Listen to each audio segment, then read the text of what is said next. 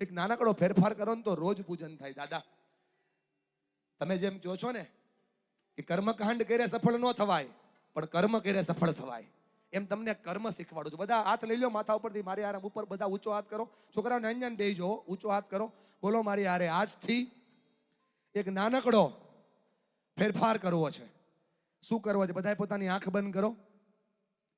પોતાના જમણા હાથને દિલ ઉપર મૂકો, ડાબા હાથને નીચે મૂકી દો.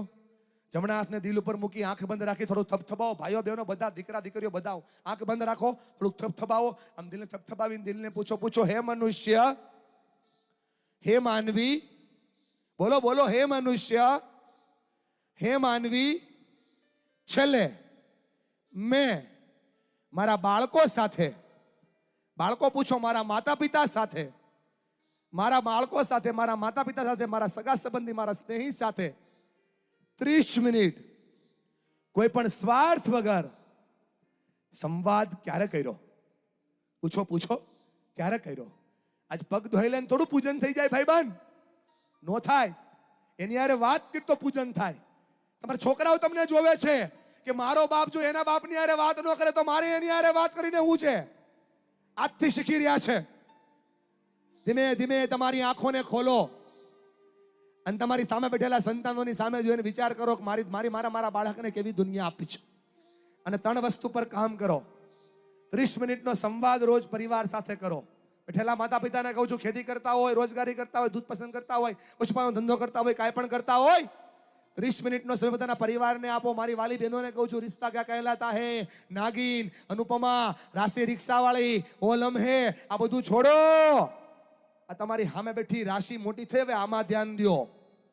બાપને કહું છું, કોના ભાવ ક્યાં ગયા, કોઈ વસ્તુ ક્યાં પછી, બધું છોડી દો અને તમારા દીકરા દીકરીઓ મોટા થયા એમાં ધ્યાન દો. અને જો સાચું પૂજન કરવું હોય, સાચું જીવનનું અર્ચન કરવું હોય તો 3 વસ્તુ કરતા થઈ જાવ. કરો ઉપર હાથ, છેલ્લે સુધી કરો ઉપર હાથ અને બોલો મારી હારે, શેરિંગ કરો. કોઈ નો બોલ્યું? શેરિંગ કરો. જોરથી બોલો, શેરિંગ કરો, કેરિંગ કરો, ડેરિંગ કરો. આ છોકરાઓને શીખવાડો શેરિંગ એટલે. આ નાનકડી 5 વર્ષની દીકરીથી લઈ અને સામે બેઠેલી 15 વર્ષનો છોકરો હોય, 60 વર્ષના વડીલો હોય, એના ખંભા પર હાથ મૂકીને એને કહેવું પડે કે બેટા તારા જીવનમાં શું હાલે છે, બેટા તારી દુનિયામાં શું હાલે છે. બાપને પૂછવું પડે, બાબા બધું બરાબર છે ને, વડીલ બધું બરાબર છે ને. આપણે એની બાજુમાં બેહીને ખંભા પર હાથ મૂકીને પૂછતા નથી ને એટલે ખુલતા નથી દાદા. અને ખુલતા નથી એટલે ખતમ થઈ જાય છે. ખુલતા નથી એટલે ખલ્લાસ થઈ જાય છે. ખુલવાની ને ખીલવાની 2 જગ્યા છે સાહેબ. એક માનો ખોળો અને બીજો બાપનો ખભો. આ 2 મળતા નથી ને એટલે બાળકો ખતમ થઈ જાય છે. સાંભળજો મારી વાત. કદાચ બાળક ન બોલે તો તમે એની ખંભા પર હાથ મૂકીને બેન વાત કરશો ને, મારી વાત સાંભળજો ને બેન. આ તારી દીકરી 10 વર્ષની છે, લખી રાખ કોરા કાગળ પર. તો તું 10 વર્ષ સુધી એના ખંભા પર હાથ મૂકીને રોજે વાત કરીશ ને, સાંભળે છે ને બેન, એ 20 વર્ષથી થશે, એના જીવનમાં કોઈ પણ પ્રશ્ન આવશે ને સૌથી પહેલા તને જ કહે, આ થાય તો દુનિયા બદલવાની શરૂઆત થાય, આ થાય તો વર્લ્ડ તમારું થાય. બોલો હા કે ના? એક નાનકડો ફેરફાર કરવો પડે સાહેબ. ખંભા પર હાથ મૂકીને વાત કરવી પડે. વાત નથી થતી એટલે પ્રશ્નો થઈ રહ્યા છે. આ બપોર પછી હું દાદા બતાવીશ, કેમ કે આ છોકરાઓ તો નાના છે. બપોર પછી જે નવરા હોય એ વડીલો, સ્વજનો, મિત્રો આવજો. અમરેલીના એ જાહેર મંચ ઉપરથી હું 15 વર્ષની ઉપરના છોકરાઓ સાથે વાતો કરીશ. તમે ખાલી એના વિચારો દાદા સાંભળજો. આટલું બધું વાવેતર આપણે કરીએ છીએ ને, ક્યાં બદલાવ કરવાનો છે અને એ તમને દેખાશે સાહેબ શું ફેરફાર કરવાનો છે. પણ નાની નાની વાતો છે એટલે શેર કરું છું. શેરિંગ કોને કહેવાય? આ દિલ છે ને બાપા, એ કોઈ હારા માણસ સામે ખુલી જાય ને તો ડોક્ટરને કોઈથી ચીરવું ન પડે સાહેબ. ડોક્ટરને ખોલવું એટલે પડે છે કે બીજા પાસે ખુલતું નથી. તમારી દીકરીઓ અને તમારા દીકરાઓ તમે ખુલી જાઓ, તમને બાજુવાળા ના છે કે તમારા સંતાનો શું કરી રહ્યા છે. મા બાપ એના મા બાપની સામે ખુલવા મળે. એટલા લોકોને લાગે છે કે 30 મિનિટનો સમય પરિવારને આપવો જોઈએ. આ વંદન છે સાહેબ. આ વંદન એ દુનિયાનું શ્રેષ્ઠ વંદન છે. એને શેરિંગ કહેવાય. બીજું આવે કેરિંગ, ત્રીજું આવે ડેરિંગ. ડેરિંગ એટલે હું બાપા, અમરેલીના પાદરની અંદર દાદા કોઈક માણસ સિગરેટ પીતો હોય ને, આજથી 20 વર્ષ પહેલા, ઓય મહેતા સાહેબ કોનો છોકરો છો? દિનેશભાઈ એમ પૂછતા. અત્યારે કોઈ હગા ભાઈને નથી પૂછતું. એ આ જોવે છે, આ જોવે છે એવું આ શીખે છે. આમાં કઈ યુનિવર્સિટી નથી આવતી. તમારા બાળકો તમને જોવે છે મારી વાલી બહેન, અને જે જોવે છે ને એ જ શીખે છે. સંસ્કાર છે ને સંસ્કાર, એ મોલમાં નથી મળતા, એ માહોલમાં મળે છે. માહોલમાં. અને માહોલ બનાવવાનું કામ પરિવાર જ કરે છે સાહેબ. પરિવાર સિવાય કોઈ ના કરી શકે. શાળાનું કામ માત્ર ભણાવવાનું, હવે ધ્યાન રાખવાનું. સંસ્કાર આપવાનું કામ તો ઘરનું, બાપનું ને માનું. સંસ્કાર એના સિવાય કોઈને આપી શકે. ડેરિંગ કરતા શીખવાડો બાળકોને. ખોટું નહીં બોલવાનું. બોલવું હોય ને મોટા ભાઈ, પેલા આપણે બંધ કરવું પડે. ઈર્ષા નહીં કરવાની. બોલવું હોય ને મારી વાલી બેન સાંભળે છો ને, પેલા આપણે બંધાને ડેરિંગ કર્યું કહેવાય. તમારા છોકરાને શીખવાડો, સાચું કહેવાની હિંમત રાખો, ઘરની વાત ઘરમાં રાખો અને સિંહનું કાળજું રાખો. બાળકોને કહેવાનું સાચું બોલો, સાચું બોલું બહુ શીખવાડ્યું ને, હવે એક બીજું સમજાવવાનું. બેટા સાચું બોલતા આવડી ગયું હોય તો બહુ સારી વાત છે, હવે સાચું સાંભળતા શીખી જા. આવનારી દુનિયા સાચું સંભળાવે એવી આવવાની છે.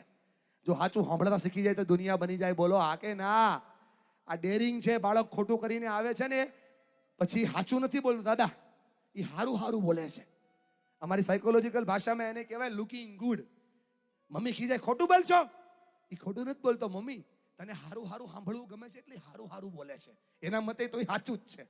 તો તારે ખરેખર આ દિલને ખોલવું હોય ને તો ડેર કરતા શીખવાડ કે મમ્મી મારી ભૂલ થઈ છે. ખંભા પર હાથ મૂકીને જે બેટા કાંઈ વાંધો નહીં, હું તારે જેવડી હતી ને તે મારી ભૂલ થતી હતી.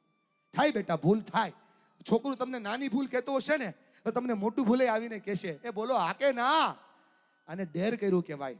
અને ત્રીજો જે આજે આપણે સંસ્કૃતિમાંથી શીખીને જવાનો શબ્દ દાદા ભૂલી ગયા છે, એ છે કેર.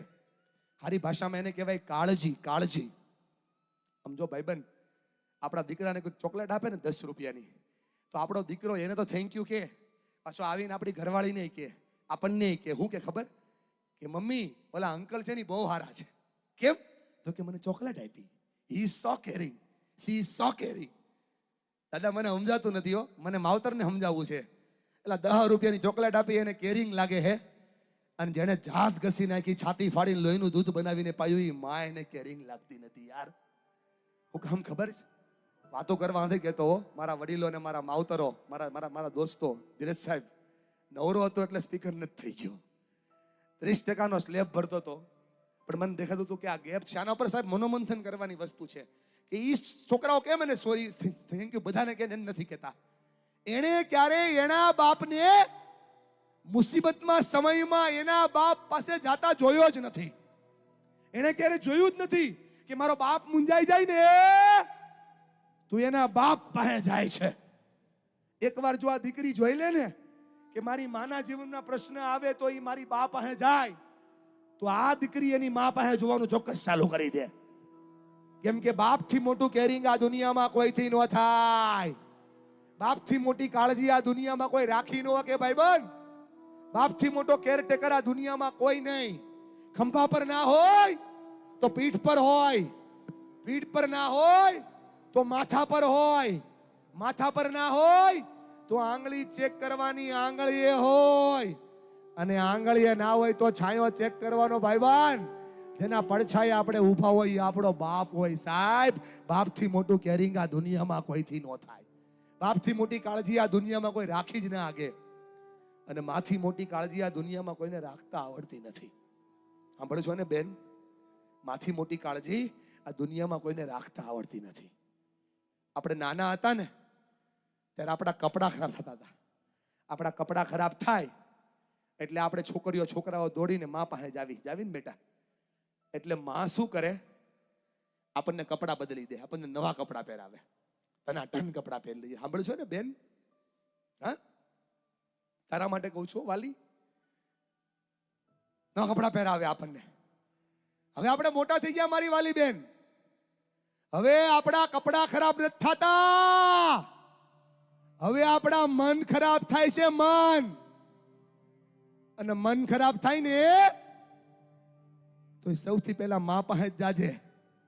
કેમ કે આખી દુનિયા છે ને એ ફાયદો ઉઠાવશે, ફાયદો. માં એક જ એવી છે, એ રસ્તો બતાવશે. માથી મોટો રસ્તો આ દુનિયામાં કોઈ નો બતાવી શકે. માથી મોટું કેરિંગ આ દુનિયામાં કોઈ નો કરી કે શું કામ? કેમ કે મા પાસે એક આશીર્વાદ છે જેનું નામ છે પાલવ. આ છે ને છેડો, ડ્રેસ પહેરતા હોય તો હાથ. માના પાલવમાં બહુ તાકાત છે, માના પાલવમાં બહુ ઉર્જા છે, માના પાલવમાં બહુ એનર્જી છે.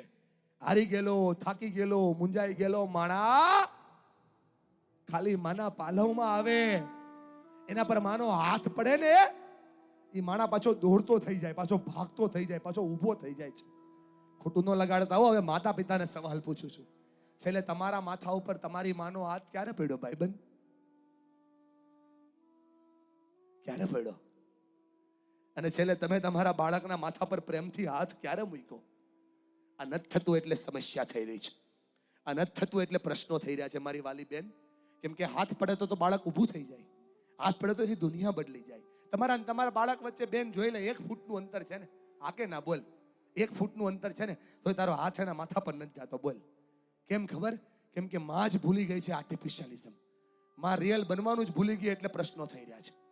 જો માનો હાથ દીકરીના માથા પર, દીકરાના માથા પર પડે તો દુનિયા થઈ જાય. કેમ કે આમ જો હારી ગયેલા, થાકી ગયેલા માણસને જીવન જીવવાનો આધાર મળતો તો જીવતા છે. ખાલી માનો પાલવ ખાલી માથા પર પડે દુનિયા તમારી થાય. કેમ કે આ માનો પાલવ કેવો આખી દુનિયા હલાવી દે એવો.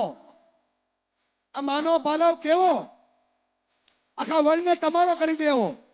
ખાલી માથા પર હાથ મૂક દરેક સંતાનોના. એ માને કહું છું, એના માથા પર પ્રેમથી હાથ મૂક, એની આંખોમાં જો ખાલી. આ થાય તો દુનિયા તારી થઈ જાય. આ થાય તો વિશ્વ બની જાય. અને આ થાય તો વર્લ્ડમાં તમારી જીત થવા લાગે. હોલીમાં આપજો ભાઈ.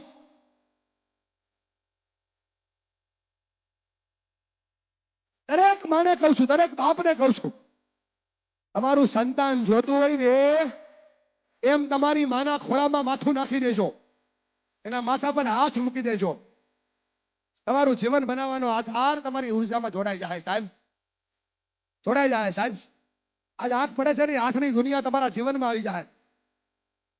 એક નાનકડો બદલાવાથી ચાલુ કરો.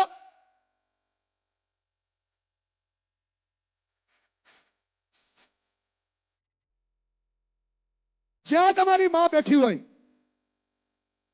માથા પર હાથ મૂકીને કહો, તારી હારે શું બેટા?